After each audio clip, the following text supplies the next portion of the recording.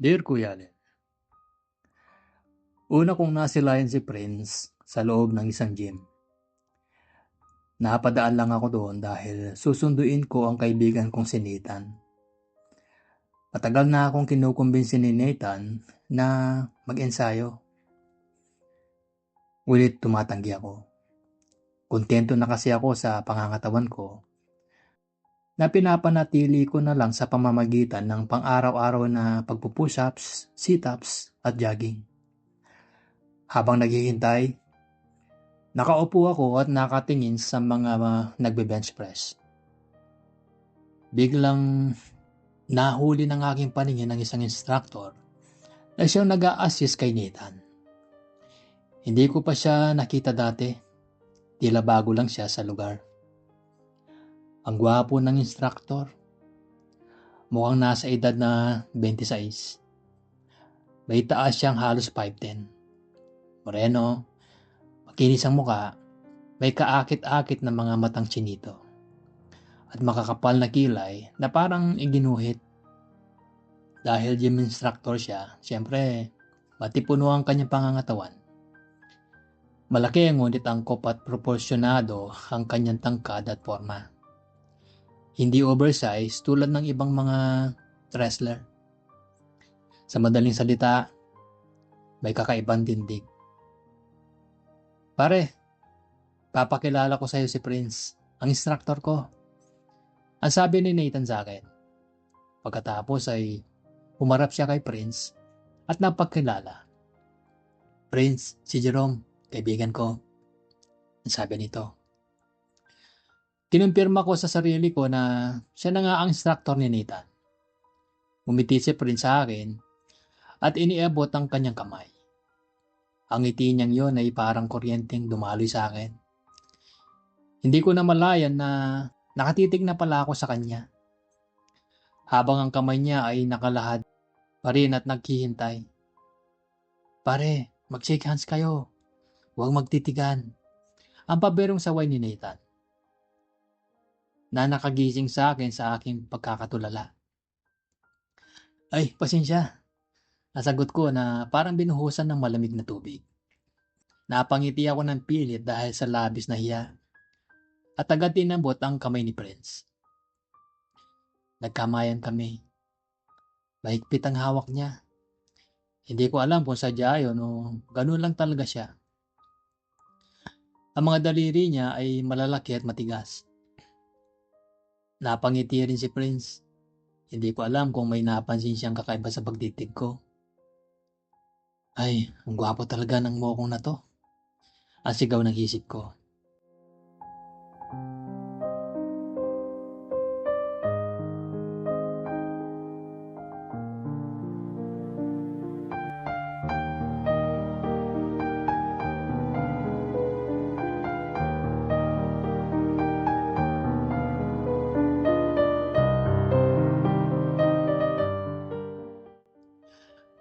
Nang kami na ni Nathan ay naglalakad patungo sa aming lakad, ang biro niya ay mukhang tinamaan ka sa bago kong instruktora.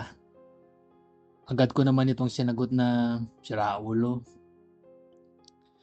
Kahit alam kong straight si Nathan, mahinala siya tungkol sa akin. Palagi niya ako inaasar kapag nahuhuli niya akong nakatingin sa isang gwapong lalaki. Uy, lalaki yan, hindi babae. Huwag magpantasya sa kapwa lalaki. Ang pahayag niya na wala sa loob. Hindi ko kasi pa formal na inaamin sa kanya ang aking pagkatao. Kaya wala siyang formal na kumpirmasyon na hindi lang sa babae ako naakit, kundi pati na rin sa lalaki. Hindi ko masabi kung nagbibiro lang siya o talagang may kutob siya. Mabuti na lang dahil kung bakla ka, parang hindi ko yata kakayanang makipagkaibigan sa'yo. Ang sabi niya. Ganun? Bakit naman? Ang tanong ko. Siyempre, baka mamaya pagpantasyahan mo ako. O kaya naman pagsamantalahan. Ang sagot nito. Wow, sobrang assuming ah. Ang kapal mo naman. Ang sagot ko. Hindi. Siyempre, kapag may kaibigan kang bakla, magkakaroon din ng pagdududa ang mga tao sa'yo. Hindi ba? Ayaw ko ng ganyan na iniisip ng tao sa akin, ang sabi nito. Naramdaman ko ang tampo sa sinabi niya. Para sa akin, napakababaw. Ang tunay na kaibigan ay walang pakialam sa sasabihin ng iba. Mas mahalaga ay ang saya at ang suportang ibinibigay ninyo sa isa't isa. Mas mahalaga ang pinagsamahan. Malalim ang pinagsamahan namin ni Nathan. Taga Maynila ang pamilya niya at lumipat sila sa probinsya noong high school kami. Naging magkaklase kami. Noong panahong yun, payat pa siya at dahil prom di siya, napag-inisan siya ng ilang estudyante. Siya ay binugbog ng husto at na ospital. Ako at ang aming mga klase ang tumulong sa kanya. Mula noon, naging matalik na kami magkaibigan. Ang insidenteng yun ang nagtulak kay Nathan upang magpakalaki ng katawan at mag-aral ng martial arts. Nagtagumpay siya. Kumanda ang kanyang katawan at naging black belter pa siya sa karate. Aminado akong may lihim din akong pagtingin kay Nathan noon. Lalo na nung gumanda ang kanyang forma. Ngunit dahil mag-best friend kami, pilit ko itong isinantabi. At nagawa ko naman. Walang naging issue sa pagitan namin. Ngunit nang dumating si Prince, doon ako nakaramdam ng kakaiba. Mas matindi ang paghanga na tila mababaliw ako sa kakaisip. Hindi ko tuloy maiwasang magtanong kay Nathan tungkol kay Prince. At hindi ko na rin maiwasang palaging dumaan sa gym nila. Kunwari ay susunduin ko si Nathan. May nakalimutan o hihintayin lang siya habang nagbabasa ng pocketbook sa isang sulok. Bagamat lihim ko lang tinitingnan si Prince, yun na ang tanging kaligayahan ko. Ang aking inspirasyon na araw-araw. Ang makita siya, kapag nakita ko siyang naka-jogging pants o naka-shorts na nakasando, kompleto na ang araw ko. Halos araw-araw ay nadidiscover ko ang maliliit na bagay tungkol sa kanya. Ang paborito niyang brand ng bottled water, ang pagiging approachable niya, ang nakakahawang pagka mapagbigay ngiti niya. Lalo pa akong kinilig kapag nahuhuli ko siyang tumitingin sa akin, kapag nagkakatinginan kami. Kunwari ay babaling ko ang tingin ko sa iba na parang wala lang. Bagamat sa loob-loob ko ay gusto kong maglumapasay at magtatalon sa magkahalong kilig at tuwa.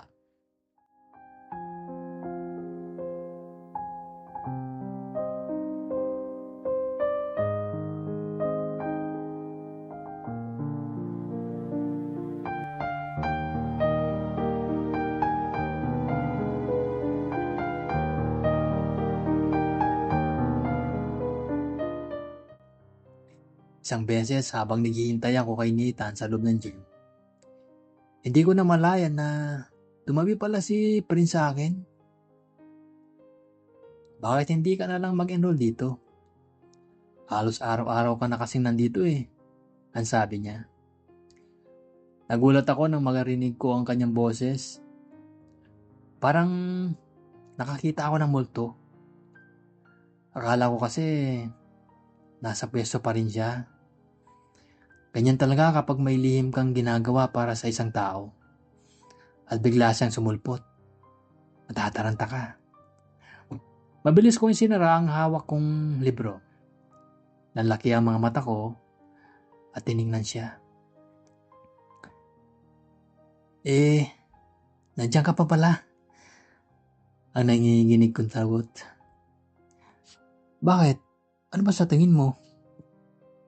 Anong nasa isip mo? Ang sabi niya. Bago pa ako makasagot, dinugtungan na niya ng joke lang. Napangiti na lang ako ng pilit. Parang bullseye kasi ang sinabi niya. Lalo ako nahiya.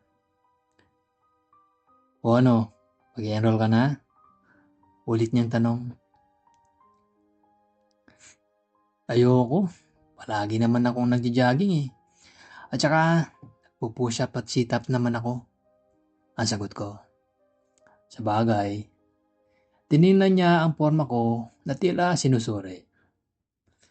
Maganda naman ang forma ng katawan mo. Pero mas lalo pang gaganda yan kapag nag-training ka. Ngumiti lang ako. Sige, pag-iisipan ko. Ang sagot ko naman. Sa isip ko, baka naghahanap lang siya ng dagdag na customer.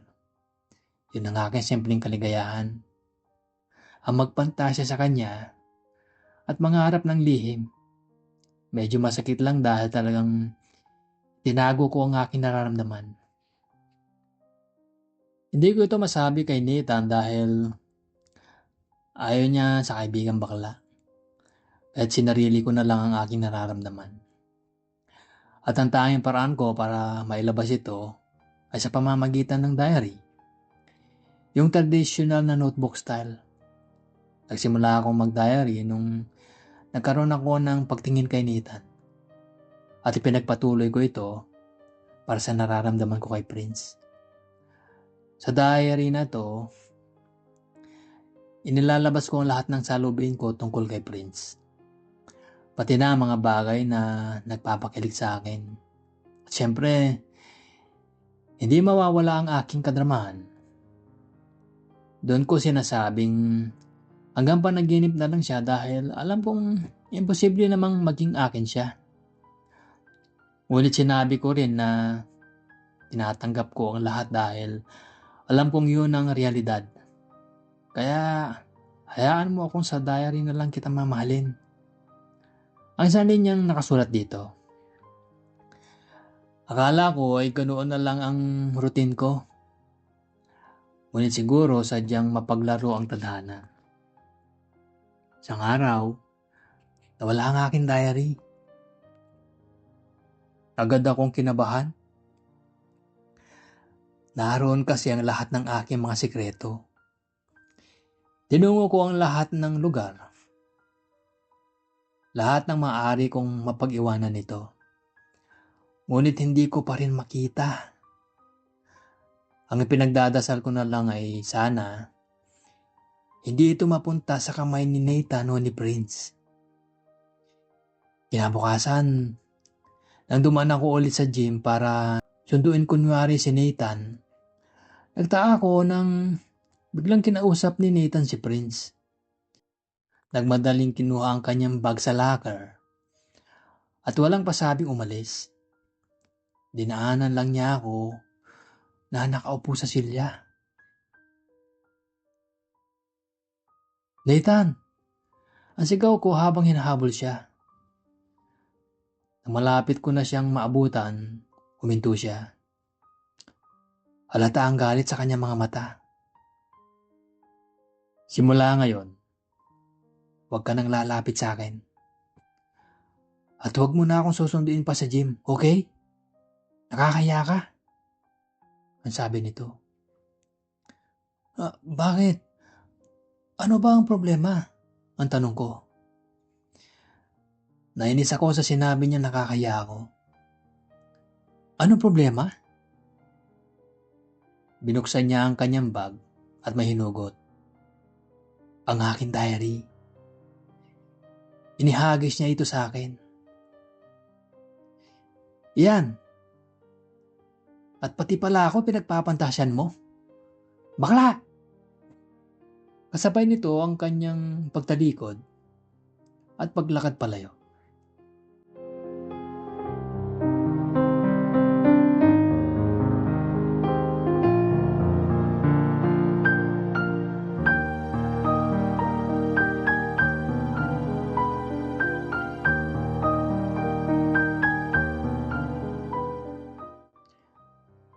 Nasa lubong ko ang diary. Nang hawak ko na ito, Tila isang kandila akong unti-unting nalusaw. Hindi na ako nakakaibo pa. Hindi ko na nagawang magtanong kung saan niya yun napulot. Hindi ko na rin napigilan ang pagtulo ng luha ko. Umuwi na lang ako at nagmukmok. Umiyak. Pakiramdam ko ay sobrang hiyang-hiya ako sa akin sarili. At napakaliit ng aking pagkatao. Sa loob ng kwarto, hindi ko alam ang gagawin. Sinasarili ko na nga lang ang kahibangan ko kay Prince. Ngunit heto, pati ang matalik kong kaibigan ay nawawala pa sa akin. Ang kahiyang darama ko ay lalo pang lumaki sa isip na baka umabot kay Prince ang lahat. Nang mapagod na ako sa kakaiyak at kakaisip, sumilip ako sa bintana. Ang tanging nasa isip ko lang ay ang mga tanong kung bakit nangyari yun sa akin. Kung magpapakita pa ba ako kina Nathan at Prince, o kung aalis na lang sa lugar para tuluyan ng malimutan ng sakit. Nasa ganun akong pagmuni-muni nang mapansin ko ang isang grupo ng mga bata sa playground. Masayang-masaya silang nagsisigawan at nagtatawanan habang nagpapalitan sa pag-indayog sa swing. Ngunit ang kumuha ng atensyon ko ay isang batang may kapansanan. Napansin kong bingot pala siya at ngungo. Nagkakatuwaan silang lahat dahil kahit alam ng batang yon na ngungo siya, kinantahan niya pa rin sila. Isinisigaw pa na parang tuwang-tuwa sa ginagawa. Aliw na aliw ang mga kasama niya. Tatanggap siya ng kanyang mga kaibigan, nilarespeto, at pinapalakpakan pa. Tila nawala sa isip ko ang aking problema. Naaliw akong pinagmamasdan sila at natawa sa pagkanta ng batang may kapansanan. Napabilib ako sa tapang niya at humanga sa pagtanggap niya sa kanyang kapansanan na ginawa pa niyang paraan para magbigay ng aliw at makalapit sa iba. Na magsiuwian na mga bata, doon ko na-realize na hindi pala hadlang ang isang kapansanan para lumigaya. Tulad ng batang nasa duyan, ipinaglaban niya ang pagiging siya. Walang kiyemeng ipinakita niya sa mundo na may karapatan din siyang lumigaya. Na magkakaroon ng mga kaibigan at tanggapin kung ano siya. Napakasarap ng aking pakiramdam sa nasaksihan kong eksena. Isang bata ang nagmulat sa aking isip upang lumaban, upang manindigan, upang tanggapin ang lahat at maging maligaya pa rin.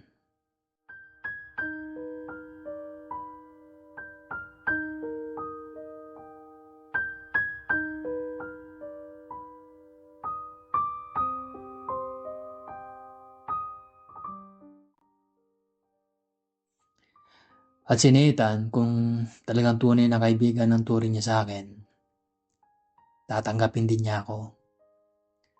At tulad ng mga kaibigan ng batang nasa swing, matutuwa rin siya para sa akin. Ang bulong ko sa akin sarili. Kaya kinabukasan, nagpunta agad ako sa gym.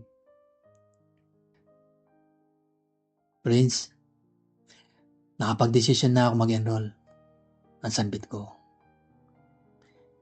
Hindi ko na ilanta na kung ikinuwento na ni Ethan kay Prince ang tungkol sa diary.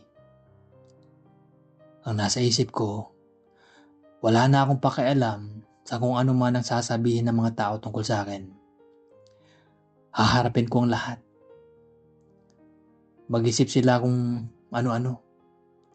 Ngunit gagawin ko ang mga bagay na magpapaligaya sa akin basta wala akong inaagrabyado.